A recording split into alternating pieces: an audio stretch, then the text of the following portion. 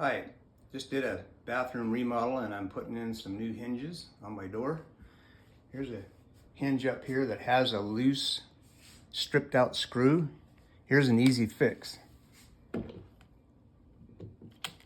you can see, it spins. So let's take it out. Put in a golf tee, regular old golf tee. Pound it in there, snap it off.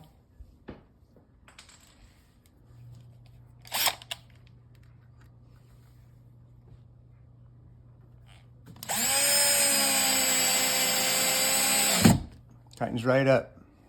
Easy fix.